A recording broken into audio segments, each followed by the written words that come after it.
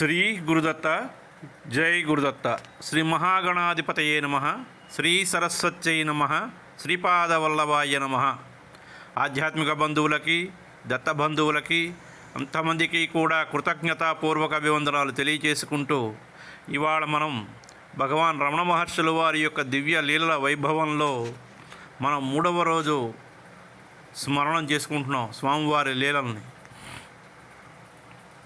ముందుగా అరుణాచల శివ, అరుణాచల శివ, అరుణాచల శివ, అరుణాచల శివ, అరుణాచల శివ, అరుణాచల శివ, అరుణాచల శివ, అరుణాచల శివ, అరుణాచల శివ, అరుణాచల శివ, అరుణాచల శివ, అరుణాచల శివ స్మరణ. అరుణాచల శివ గత భాగాన్ని అనుసరించుకుని ఆత్మ గురించి, ఆత్మ నిజమైన ఆత్మ, అబద్ధపు ఆత్మ గురించి, అహం గురించి నిన్న గత భాగంలో చెప్పుకున్నాం. దాన్ని అనుసరించుకుంటూ వెళుతున్నాం. ఇవాళ భాగంలో శేషాద్రి స్వామి అని చెప్పి ఒక స్వామి, అక్కడే శేషాద్రి స్వామి మహా తపశక్తి సంపన్నుడు. శేషాద్రి స్వామి వారి గురించి మనం తర్వాత ఆయన గురించి కూడా మనం తెలుసుకుందాం. అయితే శేషాద్రి స్వామివారి పట్ల ఎలా ప్రవర్తించారు, ఆయన్ని ఎలా రక్షించుకుంటూ వచ్చారు, ఇతను మహా ఋషి అని చెప్పి సాక్షాత్తు శేషాద్రి స్వామివారు కొనియాడడం, అతన్ని ఈ ఆకతాయిల నుంచి రమణ భగవానుల వారిని రక్షించడం, ఇవన్నీ కూడా మనం తర్వాత ఈ లీలల్లో తెలుసుకుంటూ శేషాద్రి స్వామివారి గురించి ప్రత్యేకంగా కొన్ని భాగాలు మనం తెలుసుకుందాం రమణ భగవానుల వారిది అయిన తర్వాత. అహం మూలాన్వేషణ సాధనలో భగవానుల వారు చెప్పిన పద్ధతి చాలా సులభమైనది, సుందరమైనది. ఆ సాధనా విధానంలో కాలాన్ని వృధా చేసే నియమాలు, నిష్టలు, ఆచార వ్యవహారాలు, పద్ధతులు, సాంప్రదాయాలు ఏమీ లేవు. దేహాన్ని యాతన పెట్టి దాన్ని శుష్కింపచేసే యోగ విధానము కాదు, అది ప్రాణాయామము కాదు, అంతులేని మంత్రజపము కాదు, స్తుతి గీతాలాపన, గ్రంథపఠనం కాదు. కానీ అది సహజమైన, నిజమైన, లోదృష్టితో కూడినటువంటి అన్వేషణ. తన గురించి బాహ్యంగా, ఆంతరంగికంగా అన్ని విషయాలతో సమతుల్యతతో, సమస్యలతో సంపూర్ణంగా ప్రతి ఆలోచనను అది ఎక్కడ నుంచి పుడుతోందో ఆ మూలాన్ని అన్వేషించడంతో పాటు అద్వితీయమైనటువంటి ఆలోచనతో ముందుకు వెళ్ళాలి అని తెలుసుకున్నారు. ఇంతకీ నేను అనేది మొదటి ఆలోచన, అదే అహం అయితే ఆ నేను ఎవరు, అసలు నేను ఏమిటి అనేది అన్వేషణ. నేనెవరు అనే ప్రశ్నకు అర్థం ఏమిటి అంటే అహం మూలం ఏమిటి అని. నిజం చెప్పాలంటే నేనెవరు అనే ప్రశ్నకు సమాధానం లేదు. ఎందుకంటే నేనెవరు అనే నిజంగా ప్రశ్న లోపల నుంచి రావడమే అన్వేషణకి సరి అయినటువంటి సమాధానం. అహం అనేది మొదటి నుంచి మనలో చాలా గట్టిగా, లోతుగా పాతుకుపోయి ఉంటుంది. ఆ అహం నిరంతరం శ్రమించి, నలిగి, బాధలు పడి తనకు ప్రత్యేక స్థానం అంటే తన కాళ్ళపై తాను నిలబడే శక్తి సామర్థ్యం సంపాదించుకుంటూ ఉంటుంది. అటువంటి అహం మనం అనుకున్నంత తేలికగా, తొందరగా అంతం కావడానికి ఎంత సాధన చెయ్యాలో ఆ విధంగా స్థిరపడినటువంటి అహం తాను ఓడిపోయి నిర్జీవమై, నిర్వీర్యమైపోవడానికి ఒప్పుకుంటుందా? అబ్బే, ఒప్పుకోదది. బికారి కావడానికి అది అంగీకరిస్తుందా? అబ్బే, అంగీకరించదు.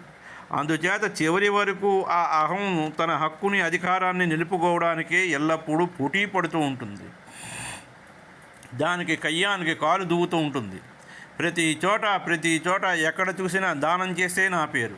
అలా ఎక్కడికి వెళ్ళినా సరే నేనే చేశాను, అదంతా నేనే దగ్గరుండి చేశాను, ఇదంతా నేనే చేశాను అని. నువ్వే చేశావు. కాలం అనే కత్తెర దేహం అనే శరీరాన్ని కత్తిరించేస్తూ ఉంటుంది. దేహం అనే వస్త్రాన్ని కత్తిరిస్తూ ఉంటుంది. కాలం అనే కత్తెర దేహం అనే వస్త్రాన్ని కత్తిరించేస్తూ ఉంటుంది. ఇక నువ్వెక్కడా, నేనెక్కడా? సాక్షాత్తు ఈశ్వరుడు మనకందరికీ 6 అడుగుల జాగా అట్టే పెట్టేసి ఉన్నాడు. అక్కడికి వెళ్ళేసరికి ఎవరికి ఈ నేను అనేది ఎక్కడా ఉండదు. కాబట్టి ఈ నేను అనే దానికి అన్వేషణ చేయమని మహానుభావులు వారు, రమణ భగవానులు వారు చెప్తుంటే అది విడిచిపెట్టేసి, అరిషడ్వర్గాలు అనే శత్రువులు మన శరీరంలో తిష్టవేసి కూర్చుంటే వాటి జోలికి వెళ్లకుండా వాటిని ఎప్పటికప్పుడు నీరు పోసి పెంచి పోషించుకుంటూ ఉంటున్నాం. మనం ద్వేషం, ఎల్లప్పుడూ మలినమైనటువంటి మనస్సుతో, ద్వేషభావంతో మనం రగిలిపోతూ ఉంటాం. మనం ఇబ్బందులు పడుతున్న పక్కవాడు బాగుపడిపోయాడు అనేటువంటి ఈ మనస్సులో ద్వేషభావం మనకి రగిలిపోతూ ఉంటుంది. పక్కవాడు మంచి సైకిల్ కొంటే చూడలేం, మంచి కారు కొనుక్కుంటే చూడలేం, వాళ్ళు మంచి పిల్లలు మంచి మంచి మార్కులతో పాస్ అయితే చూడలేం, ఉత్తీర్ణులు అయితే చూడలేం. వాళ్ళు ఏదో కాపీ కొట్టి పాస్ అయ్యారంటాం, ఏదో రకమైనటువంటి ఇబ్బందులు పెడుతూనే ఉంటాం. మనకి మాత్రం మన ఇంట్లో మనం బాధలు పడుతూ ఆర్థికంగా పతనమైపోయి ఆర్థికంగా ఇబ్బందులు పడుతున్నప్పటికీ పక్కవాడు బాగున్నాడనేటువంటి ద్వేషభావం మనలో విపరీతంగా గురికేస్తూ ఉంటుంది. వాడి పట్ల మనం విషం చిమ్ముతూనే ఉంటాం. ఇది ఎప్పుడైతే మనలో నశిస్తుందో, పక్కవాడు బాగుంటే మనం బాగుంటాం, వాడు రేపొద్దున మనకి ఏ విషయానికైనా ఏ కష్టమే వచ్చి ఆదుకుంటాడు కదా అని మనం భగవంతుడిని మనం దానికోసం వేడుకోవాలి. అంతే, చుట్టుపక్కల వాడు బాగుంటే మనం బాగుంటాం. అందుకే నాలుక మంచిదైతే ఊరు మంచిదవుతుంది. అందుకే దానికి ఇంగ్లీష్లో ప్రోవెర్బ్ కూడా ఉన్నది, tongue is good town is good అని. కాబట్టి మాట ఎప్పుడైనా సరే మాట పదునుగా వాడిందనుకోండి, మాట మితంగా ఉండాలి, మాట మధురంగా ఉండాలి. మాట అవతలవాడిని ప్రోత్సహించేదిలా, అవతలవాడిలో మార్పు తెచ్చేదిగా మనం మాట్లాడితే బాగుంటుంది. అంతే తప్ప మాటే మంచి తెస్తుంది, మాటే చెడ్డ తెస్తుంది. కాబట్టి మాట విషయంలో జాగ్రత్త వహించాలి.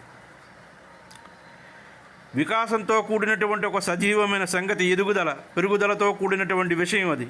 మొగ్గ పువ్వుగా విచ్చుకున్నట్లు జీవుడు ఈశ్వరుడుగా ఎదగడం, మొగ్గ సూర్యుని వైపు తిరగడం, ఇటువంటిది సాధన. అంటే జీవుడు ఈశ్వరుడు వైపు దృష్టి మరల్చడం.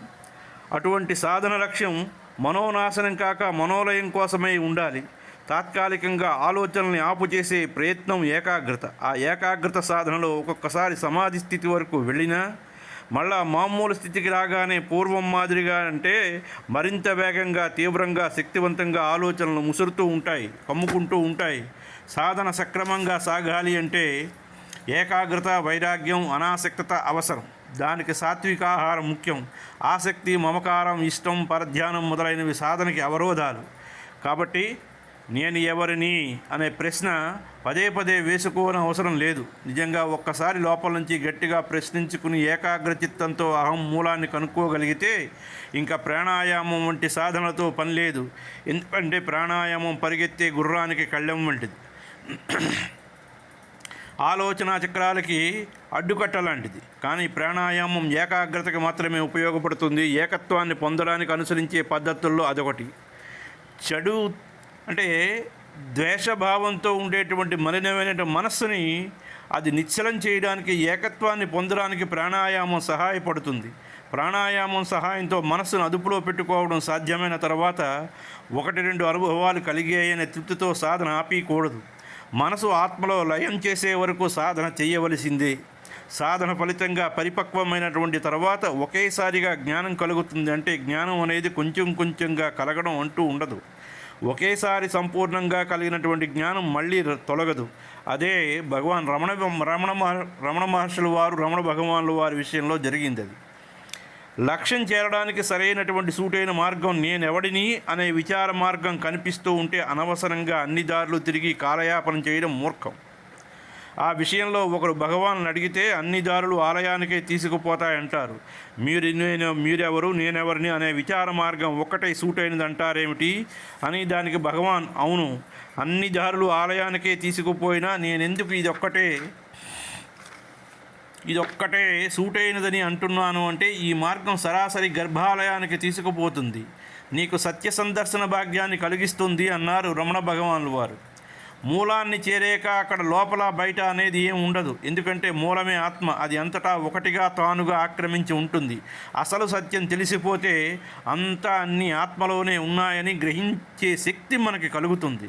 భగవాన్ రమణ మహర్షుల వారు ఈ పరమ సత్యాన్ని తెలుసుకుని ఆత్మనిష్ఠుడయ్యాడు. వెంకట్రామన్ అంటే రమణ మహర్షుల వారు తిరువన్నామలై వచ్చేటప్పటికి అక్కడ శేషాద్రి స్వామి అనే మహనీయులు ఉన్నారు. శేషాద్రి స్వామి వారికి చిన్నప్పుడే తల్లి తండ్రి పరమపదించిన తరువాత అతనికి పినతండ్రి దగ్గర పిన్ని దగ్గర కొన్నాళ్ళు ఉన్నారు.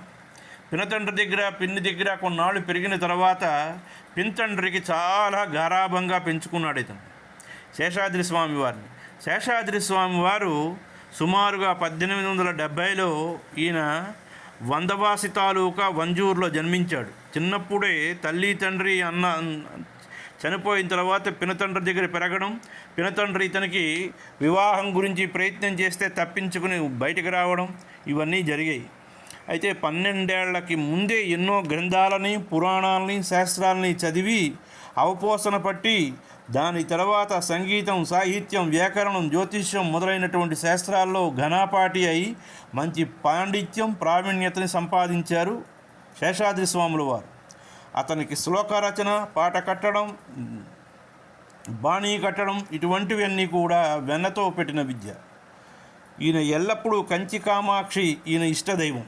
12వ ఏట ఇల్లు విడిచిపెట్టి దేశదిమరై యోగాభ్యాసం చేసి తాంత్రిక విద్యలు కూడా నేర్చుకుని 17వ ఏట మంత్రదీక్ష తీసుకుని వాటిల్లో పరిపూర్ణులైనటువంటి మహానుభావుడు, పరిపూర్ణులు మన శేషాద్రి స్వాముల వారు. ఎన్నో అద్భుత శక్తులను సంపాదించినటువంటి వారు. 1890లో తిరువన్నామలై వచ్చి పిచ్చి ముదిరిపోయి ప్రజల్ని తప్పించుకు తిరిగేవారు. మురికి బట్టలతో మిఠాయి దుకాణాల్లో పడి తిని కొంతమంది కొన్ని పిల్లలకు పంచి కొన్ని పిట్టలకు, పక్షులకు విసిరివేసేస్తూ ఉండేవాడు.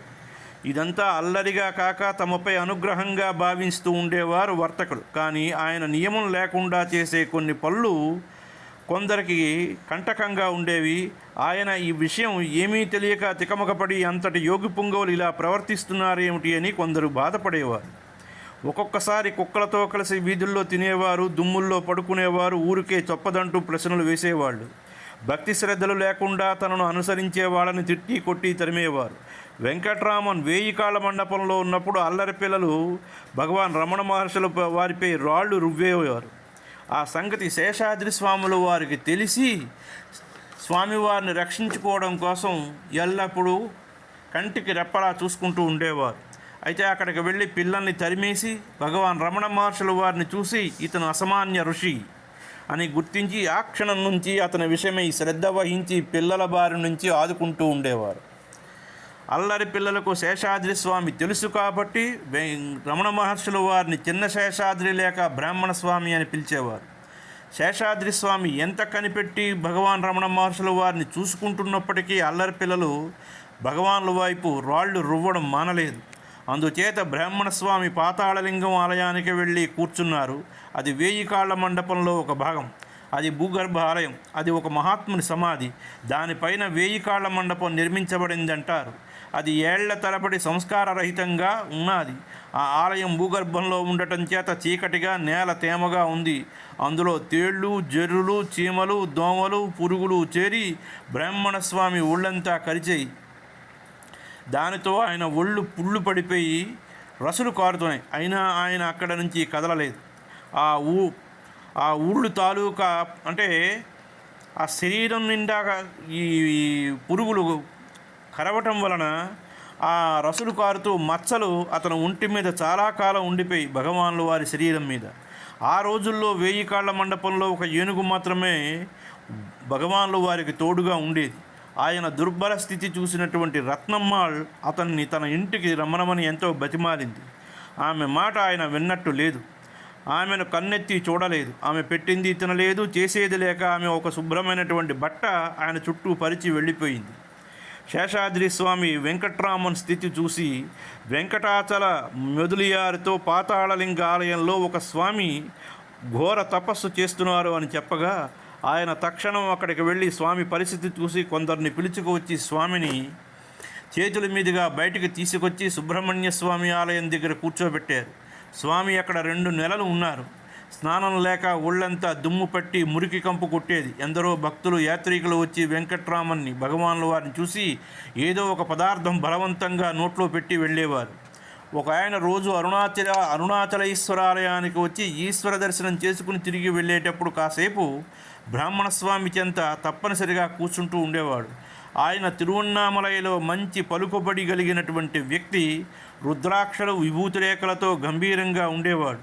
ఆయన ఎప్పుడూ స్వామిని పలకరించలేదు. కానీ ఒక రోజున తన ఇంట ఉన్నతోద్యోగులకు గొప్ప విందు ఏర్పాటు చేసి ఆ విందుకు బ్రాహ్మణ స్వామిని కూడా ఆహ్వానించాలనుకున్నారు. ఆయన స్వామి దగ్గరకు వెళ్ళి ఇవాళ కొంతసేపు యోగం, తపస్సు ఆపి మా ఇంటికి భోజనానికి రండి అన్నారు. చాలా చనువుగా, ఆప్యాయంగా, ప్రేమగా దానికి స్వామి రానన్నట్లుగా తల ఊపారు. ఆయన అది గమనించక స్వామి చెయ్యి పట్టుకుని బలవంతంగా ఇంటికి తీసుకుని వెళ్ళి భోజనం పెట్టించి తనకు తృప్తిగా తినే వరకు స్వామిని వదలలేదు. స్వామికి ప్రేమతో అటువంటి బలవంతపు భోజనాలు ఈశాన్య మఠాధిపతులు పెట్టారు. ఇలాగా చెప్పి పెట్టినప్పటికీ కూడా కొంత అయిష్టంగానే ఆహారాన్ని భుజించేవారు. ఆ రోజుల్లో అరుణాచలేశ్వరాలయ ఆవరణలో ఒక మౌనస్వామి ఉండేవారు. ఆయన బ్రాహ్మణస్వామి విషయంలో శ్రద్ధ తీసుకుని ఉమాదేవిని అభిషేకించిన పంచామృతాన్ని రోజు ఒక గ్లాసుడు తీసుకొచ్చి స్వామికి ఇచ్చేవారు.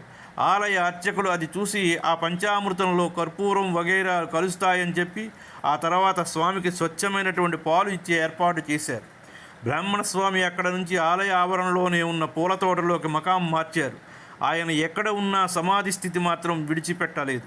సమాధి స్థితి అంటే పరిగెత్తే గుర్రం ఆగడం. అది మళ్ళా ఏ క్షణాన్నైనా కదిలి పరిగెత్తడానికి సిద్ధంగా ఉంటుంది. సమాధి స్థితిలో ఇంద్రియాలు మామూలుగా ఉంటాయి, కానీ చైతన్య శూన్యంగా ఉంటాయి. ఇంద్రియాలు చీకటిలో కలిసినప్పటి స్థితి నిద్రావస్థ, ఇంద్రియాలు వెలుగులో కలిసినప్పటి స్థితి సమాధి స్థితి. సమాధి స్థితి అంటే దేహాత్మ బుద్ధిని అధిగమించడం.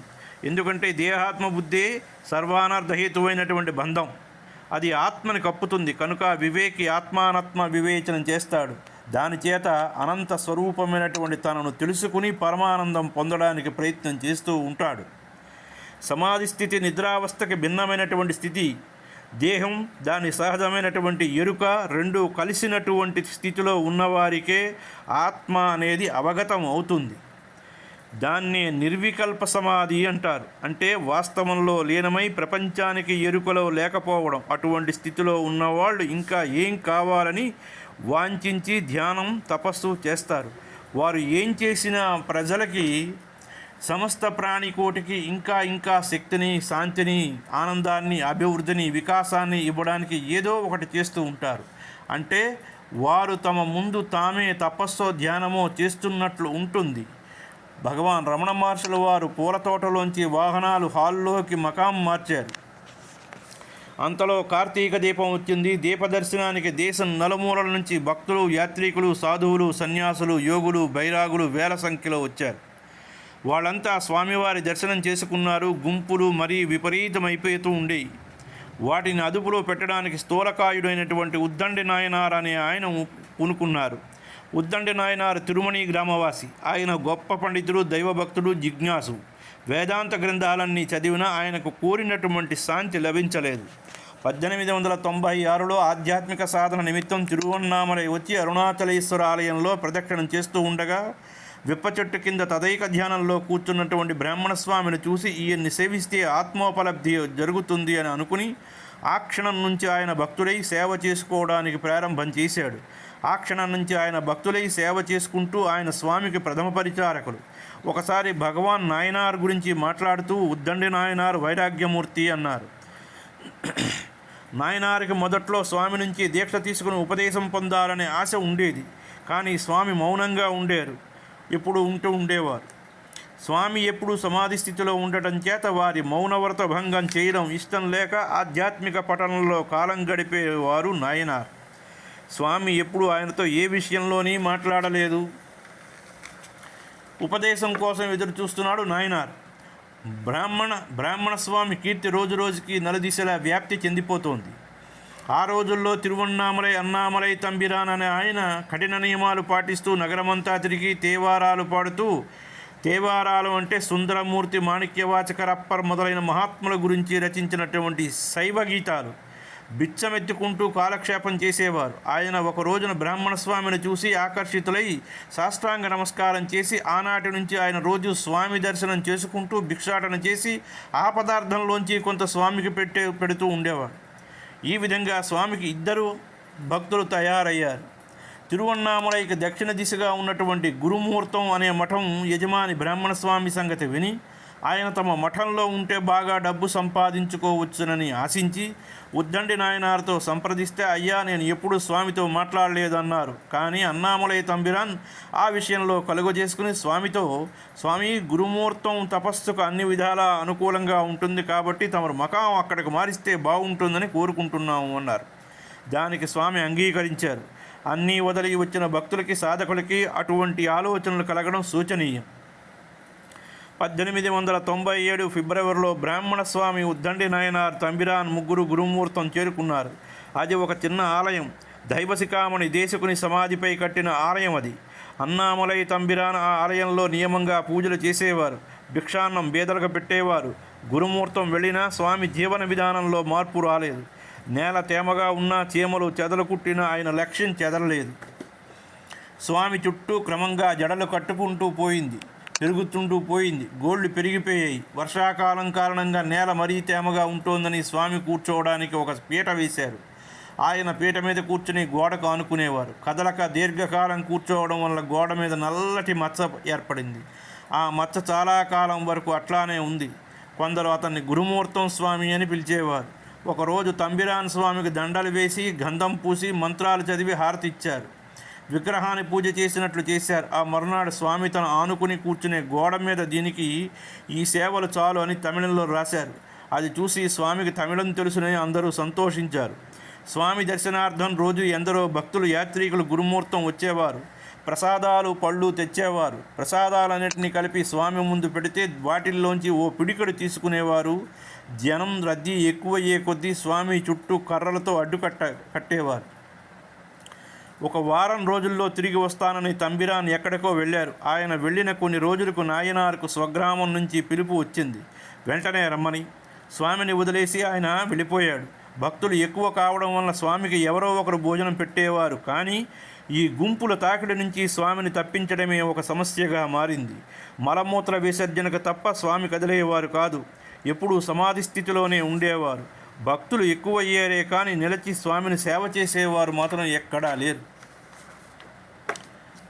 ఆ రోజుల్లో అయ్యాంగురం వీధిలో ఉన్న విఘ్నేశ్వరుని భక్తి శ్రద్ధలతో సేవిస్తూ పళనీస్వామి అనే మలయాళీ సాధు ఉండేవారు. ఆయన శుద్ధ భక్తుడు, సరళ విశ్వాసి. ఉప్పు కలవని పదార్థం గణపతికి నైవేద్యంగా పెట్టి తాను రోజుకో పూట భోజనం చేసేవారు. ఆయనకు తమిళం కొంచెం తెలుసు. అందుచేత తమిళంలోని అక్షరాలు కూడబలుక్కుని పుస్తకాలు చదివేవారు.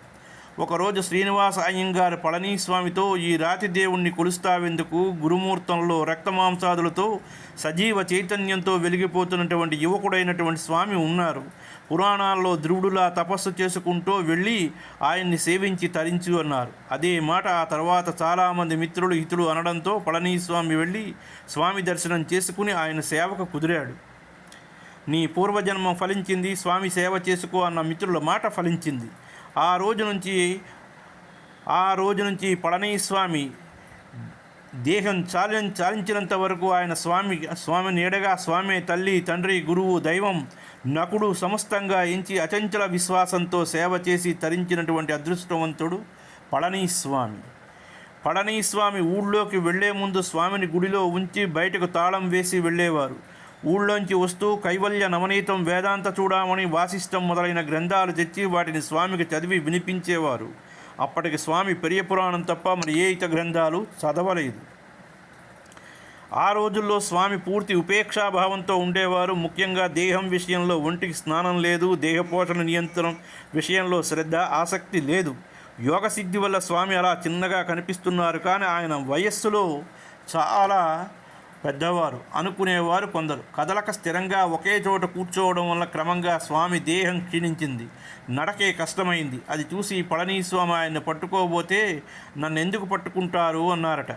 తిరువన్నామలై తాలూకా ఆఫీసు హెడ్ అకౌంటెంట్ అంటే హెడ్ గుమస్తా వెంకట్రామయ్యర్ స్వామి శిష్యులై రోజు గురుమూర్తం వెళ్ళి దర్శనం చేసుకునేవారు. ఒక రోజున స్వామి కూర్చున్న చోటు గోడ మీద స్వామి తమిళంలో వ్రాసింది చదివి ఒక కాగితం, పెన్సిల్ స్వామి చేతికి ఇస్తూ తమ పేరు, ఊరు రాయండి అని అడిగారు. స్వామి మాట్లాడకపోయేటప్పటికి రాయమని ఆయన ప్రేమగా బతిమాలతో అడిగితే స్వామి ఏమీ రాయలేదు. మీ నుంచి సమాధానం రాకపోతే నేను తిండి తినను అన్నాడు ఆయన.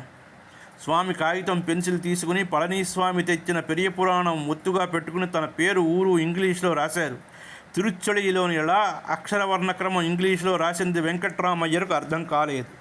స్వామి ఆ సంగతి గమనించి పెరియ పురాణం తెరిచి అందులో సుందరమూర్తి తిరుచ్చళి గురించి రాసిన భాగం చూపించారు. అది చూసి స్వామి సామాన్యులు కాలని గ్రహించాడు వెంకట్రామయ్యర్. గురుమూర్తానికి దగ్గరలో ఒక మామిడి తోట ఉంది. ఆ తోట యజమాని వెంకట్రామనాయకర్ స్వామిని తన మామిడి తోటలో ఉండవలసిందిగా కోరితే అతని కోరిక ప్రకారం స్వామి 1897 మే నెలలో మామిడి తోటలోకి మకాం మార్చారు. స్వామి అనుమతి స్వామి అనుమతి లేనిదే ఎవరిని కుటీరంలోకి ప్రవేశింపరాదు అని ఆయన తోటమాలతో గట్టిగా చెప్పారు. ఆ మామిడి తోటలో స్వామి పళనిస్వామి గ్రంథాలు చదువుతూ ఉంటే కాలక్షేపం చేసేవారు. ఒక రోజున స్వామి ఒక చింత చెట్టు కింద కూర్చున్నారు. అది చింత చెట్లు తోట. ఆ సంవత్సరం ఆ చెట్లన్నీ బాగా కాసి పండి సిద్ధంగా ఉన్నాయి.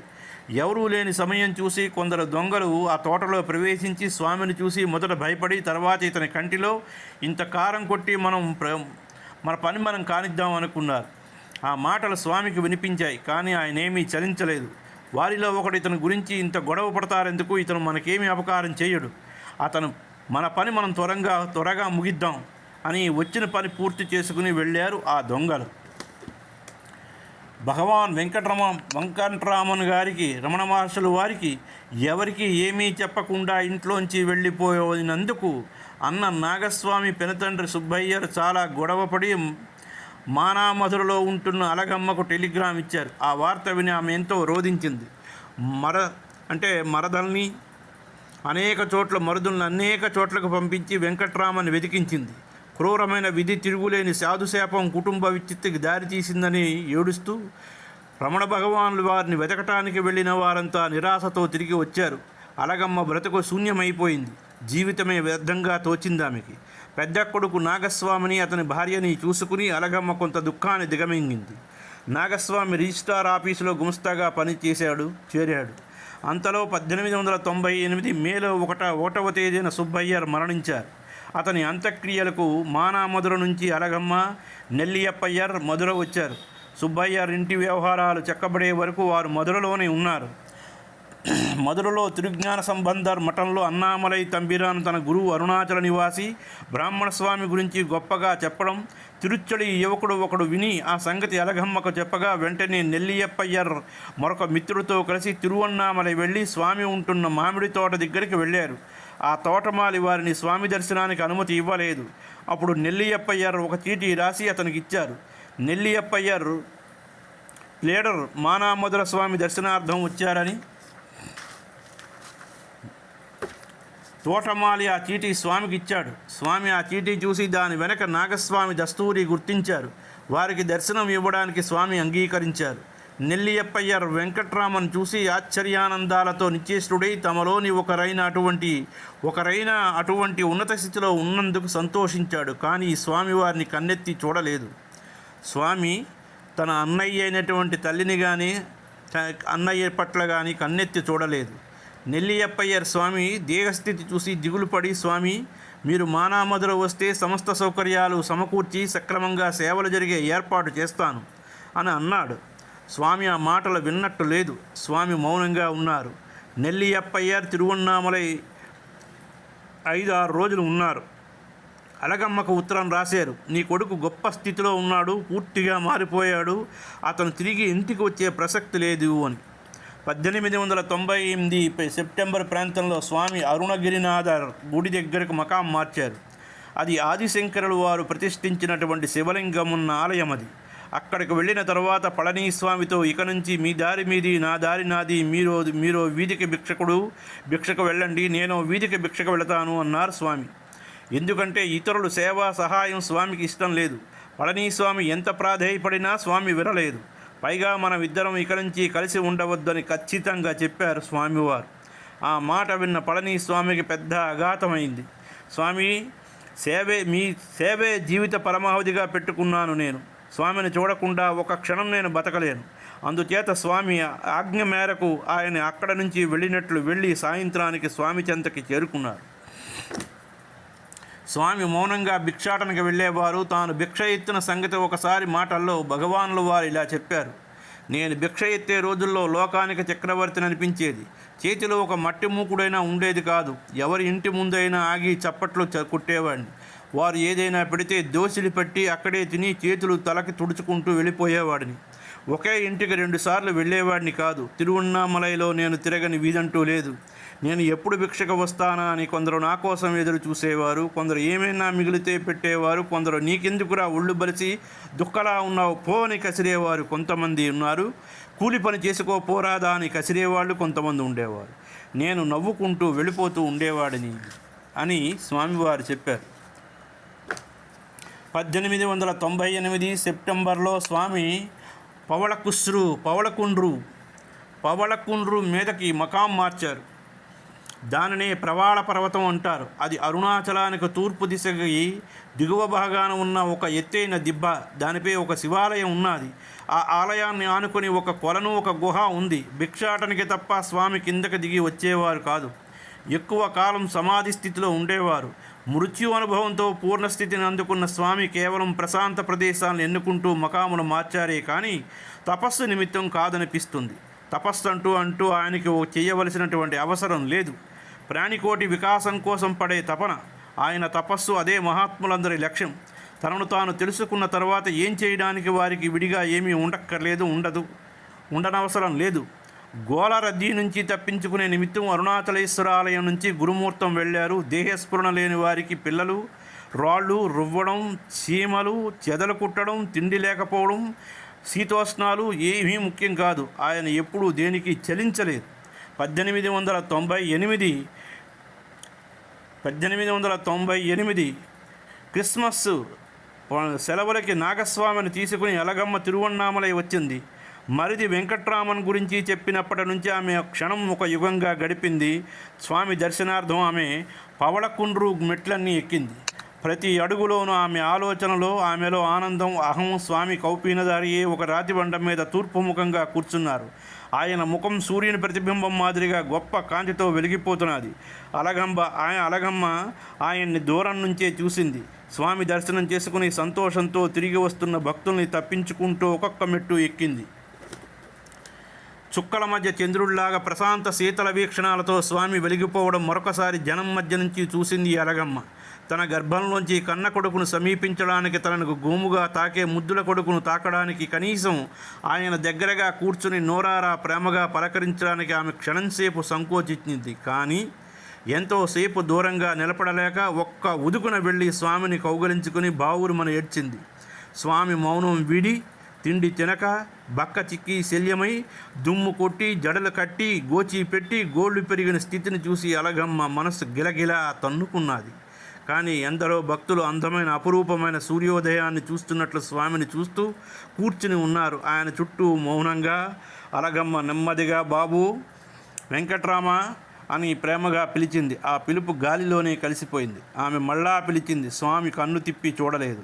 అంతలో మరో పెద్ద గుంపు వచ్చింది. అలగమ్మ, స్వామి తల్లి అని వారికేం తెలుసు? దూరం నుంచి గుంపు వెనక నుంచి బాబు, వెంకట్రామన్ అని మళ్ళా పిలిచింది. స్వామి ఆ మాట విన్నట్లే లేదు. ఆమె పిలుపు రోదలో కలిసిపోయింది. అందరితో పాటే ఆమె కూడా ఒక గుంపు వెనకకి వెళ్ళి నిలిచిపోవలసిన పరిస్థితి వచ్చింది. స్వామి దేన్ని ఎవరిని లక్ష్య పెట్టక ప్రతిమలా కూర్చున్నారు. అలగమ్మ అహం దెబ్బతిన్నది. ఆమె ఆశ నిరాశ అయింది.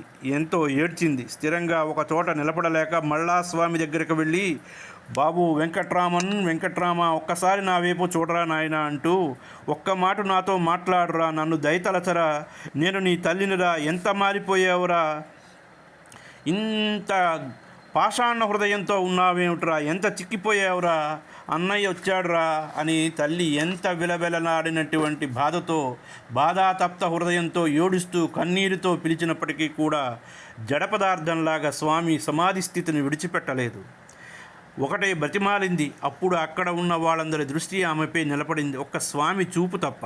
నేనేం పాపం చేశానురా, నీకు నేనేం అన్యాయం చేశాను, నాతో ఒక్క మాట మాట్లాడవా, తల్లినని దయలేదురా నీకు, అందరి ముందు నన్ను కొరగాకుండా తీసేసావా, కన్న కొడుకే గుర్తించకపోతే నేను ఇంకెవరి కోసం బతకాలి అని అలగమ్మ ఏడుస్తూ ఉంటే, అమ్మ, తమ్ముడు చూడనంత మాత్రాన, మాట్లాడనంత మాత్రాన మనల్ని మర్చిపోయాడు అనుకోకు. వాడు ఎంత తేజస్సుతో వెలిగిపోతున్నాడో చూడు. ఎంతకీ నీ స్వార్థమే కానీ అతన్ని అర్థం చేసుకో స్థితిలో లేవు నువ్వు అన్నాడు పెద్ద కొడుకు నాగస్వామి. అలగమ్మ దీనావస్థ చూసి కొందరు జారిపడి, స్వామి మీ అమ్మగారు వచ్చారు స్వామి అన్నారు. స్వామి మౌనంగానే ఉన్నారు. వెంకట్రామన్ మౌనంగా ఉండడం భరించలేక, నాయనా వెంకట్రామ, నన్ను మర్చిపోయావుట్రా, నాకెందుకురా ఈ కఠిన శిక్ష, నిన్ను చూడలేక నీ జాడ తెలియక ఇన్నాళ్ళు నేనేమైపోయాను అని భగవంతుడికి తెలియాలరా, నిన్ను చూసిన వాళ్ళంతా నువ్వు మహర్షివి, మహాత్ముడివి అంటున్నారు. నువ్వు అగస్త్యుడివా, గౌతముడివా, ఆదిశంకరుడివా, ఏ మహర్షివో చెప్పురా నాయన, నేను విని తెలుసుకొని అందరితో పాటు ఆనందిస్తాను అని ఆమె ఒకటే వేడుకుంటున్నది పిల్లవాడిని. తనతో ఇంటికి రమ్మనమని బతిమాలింది. ఆయన చెలించలేదు.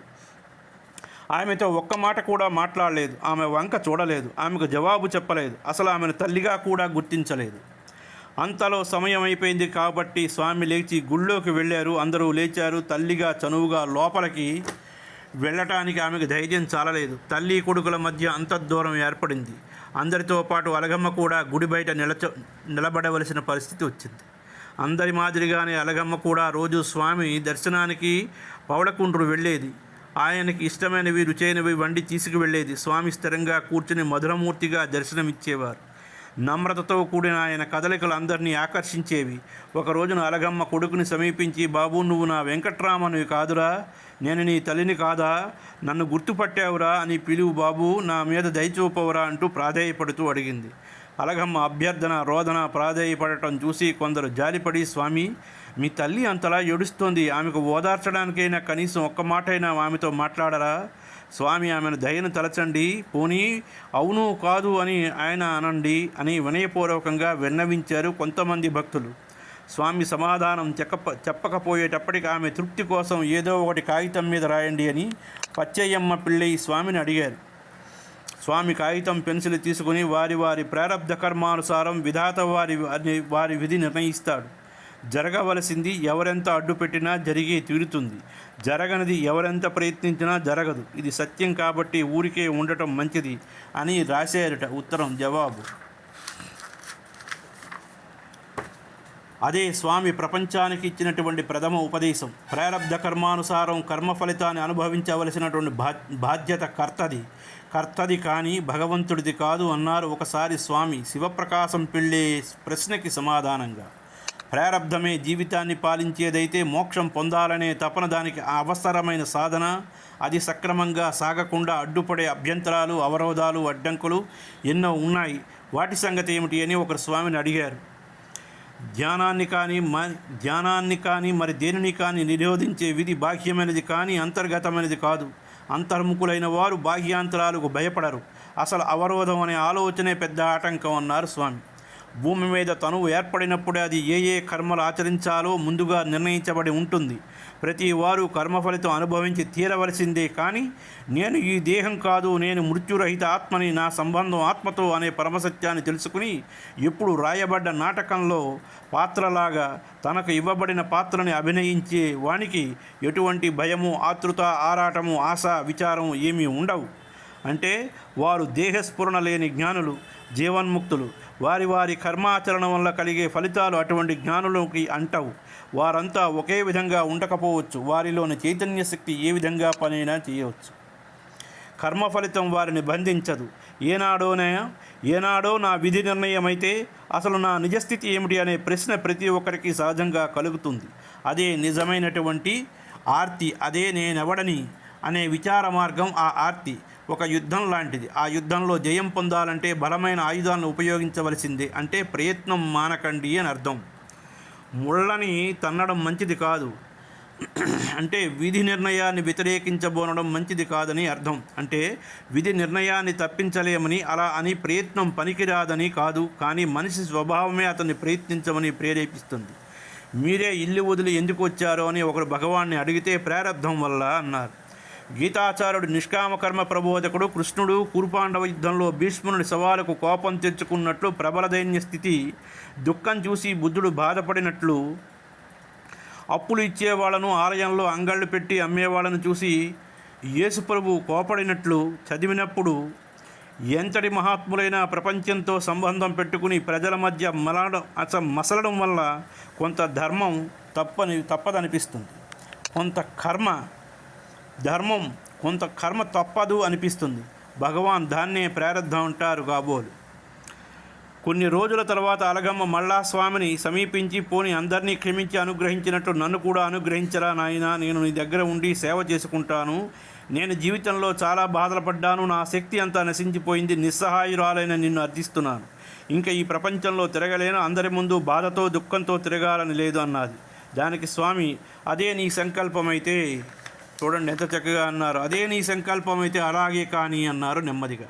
ఆ మాట విని ఎప్పుడైనా ఇలా మాట్లాడుతావుట్రా, అంతా మరిచిపోయావా, అసలు ఒక్క మాట చెప్పు, నువ్వు నన్ను ఎరగవా అని అడిగింది అలగమ్మ. చాలా చాలా దయగల చూపుతో ఇప్పటికీ నువ్వు చాలా మారేవు, ఇప్పుడు ఎంతో బాగున్నావు, ఇదంతా కేవలం ఉద్రేకం కాకపోతే తత్తరపాటు, అందుకే అడుగుతున్నాను, నేను తెలుసునా అని అన్నారు. స్వామి అందరి ప్రశ్నలకు సమాధానాలు ఇస్తూ కొందరిని ఓదారుస్తూ ఉండటం, సమస్త ప్రాణికోటిని ప్రేమగా చూడటం చాలా అందమైన దృశ్యాలుగా, అదృష్టంగా పొందిన సంగతులుగా అలగమ్మకి ఎంతో ఆనందాన్ని ఇచ్చాయి. తన కొడుకు కదా అంతటి మహాత్ముడని గర్వపడింది. అందుకేనేమో స్వామి ఆమెను తల్లిగా చేరనివ్వకపోవడం. స్వామి ఆమెతోనే అనైక్యత, ఆమె పట్ల నిరుత్సాహంగా సంబంధ శూన్యంగా ఉండేవారు. అందుచేత ఆమె భరించరాని బాధపడింది. నా కొడుకు నన్ను ఎరగడు, నన్ను తల్లిగా గుర్తించలేదు, నన్ను పరిహాసం చేశాడు, నన్ను నలుగురిలో నవ్వులు పాలు చేశాడు అంటూ కుమిలిపోతూ ఉండేది అలగమ్మ. నాగస్వామికి సెలవులు అయిపోయాయి. త్రోవ తప్పిన యాత్రికుల్లాగే అలగమ్మ హృదయభారంతో, దిగులుగా, నిరాశతో ఇంటికి వెళ్ళిపోయింది. స్వామి సన్నిధిలో ఉండి ఏదైనా పని చేయాలి అంటే అక్కడ ఏ పని లేదు, ఉండడానికి చోటు లేదు, దారి తప్పి దిగంతం చేరి అంచున నిలబడి మహాశూన్యంలోకి దూకాలని నిర్ణయించుకోవడం వంటి చివరి నిర్ణయంలో ఉంది అలగమ్మ జీవితం. అంటే ఆమె తన జీవితాన్ని అంతం చేసుకోవాలి అనే స్థాయికి వచ్చింది. కానీ ఆమె నిర్ణయం, నిరాశ, చనిపోవాలనే బలమైన కోరిక కాలంలో కట్టుకుంటూ పోయి అలగమ్మ ఎంతో దుఃఖాన్ని దిగమింగుకుని భరించలేని బాధ పడుతూ తప్పిపోయాడనుకున్న కొడుకుని మెతికి పట్టుకున్నది. కానీ అతన్ని తిరిగి తనవాడిగా చేసుకోలేకపోయింది. ఆమె ఆశ, ప్రయత్నం మొత్తం శూన్యమైంది. హై స్కూలులో చదువుకునే 16 ఏళ్ల సామాన్య బాలుడికి ఒక అరగంట వ్యవధిలో మృత్యు అనుభవం కలగడం, విశ్వరహస్యం గోచరం కావడం, అరుణాచలమైన మాట మొదటిసారి వినగానే ఆపాదమస్తకం ఆనందంతో తొణికిసలాడడం, ఆవేశంతో నిండిపోవడం, ఎన్నడూ ఎరుగని ధ్యానం కుదరడం, సమాధి స్థితికి వెళ్ళడం, ఉదాసీన భావం, వైరాగ్య భావం ఏర్పడటం వంటి అద్భుత సంఘటనలన్నీ భగవాన్ రమణ మహర్షుల వారి విషయంలో వెంటనే జరగడం చూస్తే అదంతా అగోచరమైనటువంటి ఒక దివ్యశక్తి ప్రేరణ అనక తప్పదు. భగవాన్ల వారి విషయంలో అసలు ఏం జరిగిందో తెలుసుకోకపోవడం సామాన్యులకు సాధ్యం కాదేమో కానీ ఏం జరిగిందో ఆయన చెప్పరు. అది కేవలం వారి అనుభవం. దాని మాటల్లో వర్ణించడం బహు కష్టం. వారు వర్ణించి వివరించి చెప్పినా అర్థం చేసుకోవడం, నిజ జీవితానికి అన్వయించుకోవడం చాలా కష్టం. స్వామివారు అరుణాచలం వచ్చిన మొదట్లో దేహాన్ని, ప్రపంచాన్ని పూర్తిగా ఉపేక్ష చేశారు. తన వరకు వచ్చిన పదార్థాలని అది ఒక పిడికుడు మాత్రమే తినేవారు. ఎప్పుడూ కళ్ళు మూసుకుని కూర్చునేవారు. స్వామి ఆ రోజుల్ని వర్ణిస్తూ, నేను పరమానందంలో మునిగి ఉన్న సమయంలో ఒక్కసారి కళ్ళు తెరిచేవాడిని. అది ఉదయమో సాయంత్రమో నాకు తెలిసేది కాదు. క్రమంగా ఆ స్థితి పోయి మామూలు స్థితికి వచ్చాను అన్నారు. కానీ ఆ స్థితిని కొందరు తపస్సు అన్నారు, ఆయన మాట్లాడకపోతే మౌనవ్రతం అన్నారు, ఆయన తిరగకపోతే ఉపవాసం అన్నారు. నిజంగా మేల్కొన్న దానికి అసలు సత్యం తెలుసుకున్న వారికి ఇంకా ప్రత్యేకంగా చేయవలసిన సాధనలంటూ ఏముంటాయి? మాట్లాడవలసిన అవసరం లేక మాట్లాడలేదు అంతే. అదీ కాకుండా ఏకాంతవాసంలో మౌనం విధిగా ఉంటుంది కదా. మౌనం కలతల నుంచి మంచి కవచం అన్నారు భగవాన్. స్వామి అన్నింటికీ పూర్తి ఎరుకలో ఉన్నా స్వామి ఎరుకలో లేరు అనేవారు కొందరు. స్వామి స్థితి జాగ్రత్త సుషుప్త దానికి నిదర్శనం. నిరంతరం ఆనందం పొంగిపొరడం, అనుభవం తేటగా ఉండటం, అది నిద్రావస్థకు భిన్నమైన స్థితి. అదే అసలైన స్థితి. ఆ స్థితి ప్రాణ మనోమాయ క్రియలు నష్టమై ఇంకెప్పటికీ తలెత్తవు. ఎవరైనా సహజ సమాధి స్థితిలో ఉన్నారంటే వారు తమలో తాము సమాధానపడారని అర్థం. వారు ఏం చేస్తున్నా, ఏం చూస్తున్నా, ఏం వింటున్నా నిశ్చలంగా, శాంతంగా, నెమ్మదిగా ఉంటారు. వారికి ఆరాటాలు, ఆర్భాటాలు, కలతలు, కలవరాలు, కలకలాలు, ఆతృతలు, చింతలు, విచారాలు, వ్యసనాలు ఏమీ లేవు. ఎందుకంటే ఆ స్థితిలో తమకి విడిగా బయట ఏమీ లేదని, తాము వాస్తవమైన ఆంతరంగికమైన అసలు నేనుతో కదలాడుతున్నాననే గమనికలో ఉంటారు. ప్రతిదీ ఏదో ఒక అతీతమైన శక్తి చేత నడవబడుతోంది అని అంటారు. ఆ శక్తికి ఎల్లప్పుడూ ఎరుకలో ఉండి అన్నింటితో కలిసి వారు కదులుతూ ఉంటారు. అది భగవాన్ల వారి వంటి వారి జీవితం ద్వారా గ్రహించవలసినటువంటి సంగతి. విషయాలని గ్రహించేటప్పుడు కూడా స్థిరమైన ఏకాగ్ర బుద్ధి సహజస్థితి. విషయాలను గ్రహించనప్పుడు నిర్వికల్ప సమాధి స్థితి కలుగుతుంది. కేవలం నిర్వికల్ప సమాధి స్థితిలోకి మనస్సు జారినప్పుడు హృదయం తెరుచుకుంటుంది. హృదయం అంటే ఇక్కడ జ్ఞాననేత్రం. అదే ఆత్మ, అది పదార్థం కాదు. దాని అవతరణ మేధస్సులో అది సూది రంధ్రం కన్నా సూక్ష్మం. అది ఎప్పుడూ మూసే ఉంటుంది. పరిమితమైన బిందువు అపరిమితమైన అనంత సాగర గర్భంలో కలిసినట్లు మనసు హృదయంలో కలవడాన్ని నిర్వికల్ప సమాధి అంటారు. ఆ స్థితిలో ఇంద్రియ ప్రవృత్తులు నిశ్చేతనాలై ఉంటాయి. ఎటువంటి విషయాల్ని గ్రహించే స్థితి అది. ఎటువంటి విషయాలనైనా సరే కొన్ని సందర్భాల్లో గ్రహిస్తుంది, కొన్ని సందర్భాల్లో గ్రహించలేదు. అటువంటి స్థితి విజృంభించే మనసుని బలవంతంగా అణిచిపెట్టి సమాధినిష్ఠులై ఉండటమే నిర్వికల్ప సమాధి స్థితి. ఆ స్థితిలో మనసు తాత్కాలికంగా ఆత్మ లోతుల్లో నీళ్లతో నిండినటువంటి బకెట్ లాంటిది. వెన్నుతిరిగి ఆ నూతి నీళ్లలో మునిగినట్లు మునుగుతుంది. నీళ్లు నీళ్లలో కలుస్తాయి. బకెట్లోని నీరు మనస్సు, ఆ నీరు కూడా నూతి నీరే. నుయ్యి ఆత్మ, మనస్సు వెనక్కి తిరిగి ఆత్మలో కలిసిపోవడం. కానీ తాడు బకెట్టు కలిసింది, ఇది మాత్రం అహం. అది ఎప్పటికీ సిద్ధంగానే ఉంటుంది. ఏ క్షణంలోనైనా బకెట్ నూతి నీళ్ళలోంచి బయటకు లాగడానికి మనోవిజృంభణ లేక మానసిక ప్రవృత్తులు అనే తాడు బకెట్ను గట్టిగా పట్టుకుని వేలాడుతూ ఉంటుంది. అన్నింటికంటే ఉన్నతమైనది సహజ సమాధి. అది అంతిమ స్థితి. అది పవిత్రమైనది. అది ఎడతెరగని చైతన్య స్రవంతి. అది మనోదేహ పరిధులను దాటి ప్రవహిస్తుంది. ప్రపంచాన్ని, మనసుని, దేహాన్ని పూర్తిగా ఏకకాలంలో ఉపయోగించుకుంటూ సాగుతుంది. అదే సమస్థితి. అదే సమగ్రమైన ఐకమత్యంలో కూడిన స్థితి. అది ఆనందానుభవానికి కూడా అందని అతీతమైనటువంటి స్థితి. ఆ స్థితిని నదీజలం సాగర గర్భం చేరడం వలె ఉంటుందని వర్ణించారు స్వామి. ఆ స్థితిలో అనంతమైనటువంటి సమస్త హద్దుల్ని ఒకేసారి అతిక్రమించి ఆత్మలో కలిసిపోతూ ఉంటుంది. అది తిరుగులేని స్వేచ్ఛ, స్వచ్ఛమైన చైతన్యం. ఆ స్థితి ఏమిటో ఎవరికీ తెలియదు. ఆ స్థితిని అందుకున్న వారికి తప్ప. కానీ ఆ స్థితిని చేరిన వారు చెప్పిన దాన్ని బట్టి ఇతరులు కొంతవరకే గ్రహించగలుగుతారు. సహజ స్థితే నిరహంకార స్థితి. అది ఉత్తమ స్థితి. జీవిత సమస్యలన్నిటినీ అధిగమించిన స్థితి. అది చేరిన వారి జీవనయాత్ర అంతమైనట్లే. ఆ తర్వాత వారు చేయవలసినటువంటి సాధనలు కానీ, అందుకోవలసినటువంటి చేరవలసిన స్థితులు కానీ ఏమీ ఉండవు. స్వామి అటువంటి స్థితిని అందుకున్నారు. మృత్యు అనుభవంతో భగవాన్లు వారికి పూర్తిగా దేహాత్మ బుద్ధి తొలగిపోయి అప్పటి నుంచి ఆయనకి మనస్సు, దేహం, ప్రపంచం ఏదీ పట్టలేదు. అంటే అవి అన్నీ ఉండి వాటి ద్వారా జరిగే పనులు ఆయన్ని కలవరపరచలేదు. ఆయన తిరువన్నామలై వచ్చి అయ్యాంగుళం కులంలో చివరి మెట్టు మీద నిలబడి తనకంటూ ఏమీ మిగుల్చుకోకుండా అన్నీ ఆ నీళ్లలో విడిచిపెట్టేసి ఆయన జీవనయాత్రలో మొట్టమొదటి మెట్టు, అసలు ఉన్నది ఆ మెట్టు ఒకటే. అటువంటి సహజస్థితిని పొందేందుకు మనం ఎక్కడికి వెళ్ళవలసిన అవసరం లేదు. అహం పోయిన క్షణంలో ఉండేదే ఆ స్థితి. ఆ స్థితిలో ఉన్నవారు నిశ్చలంగా ఉంటారు. ఏ పని చేస్తున్నా శాంతంగా, ప్రశాంతంగా ఉంటారు. వారికి ఏ తొందరలు, ఆరాటాలు, ఆందోళనలు, జాగ్రత్తలు ఉండవు. అటువంటి పరమోన్నత స్థితిని ఏ ఆశా ప్రయత్నం లేకుండా అందుకున్నవారు స్వామి. అటువంటి స్వామి తిరిగి బాహ్య ప్రపంచంలో కలిసిపోతున్నారన్నది కేవలం బాహ్యంగా కనిపించినా అది వాస్తవం కాదు.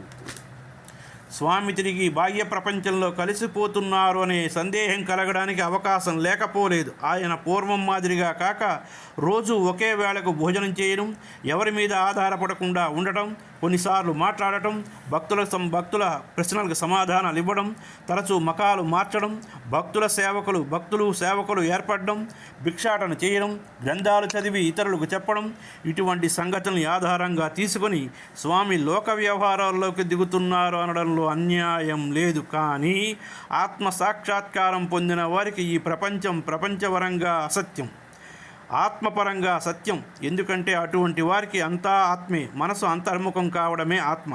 అది బాహ్యముఖమైతే అహం అవుతుంది. కానీ ఆ మనసుకి ఆత్మ నుంచి విడిగా ఉనికి లేదు. మనసు లేకుండా ఆత్మకు స్వతంత్ర ప్రతిపత్తి ఉంది. ఆత్మ లేనిది మనసుకు తావులేదు. కానీ విచారణ చేసేది అహం మాత్రమే. విచారణ ఫలితంగా ఆ అహం ఉనికిపోయి ఆత్మే మిగులుతుంది. ఏదైనా మనస్సు, అహం, ప్రపంచం అన్నీ ఆత్మకి పర్యాయ పదాలు. అందుచేత స్వామి ఎప్పుడూ ఏకత్వాన్ని బోధించారు. ఆ ఏకత్వంలో ఏమీ ఉండదు, ఏమీ మిగలదు. అదే అందరికీ జీవిత లక్ష్యం కావాలంటారు భగవానులు వారు.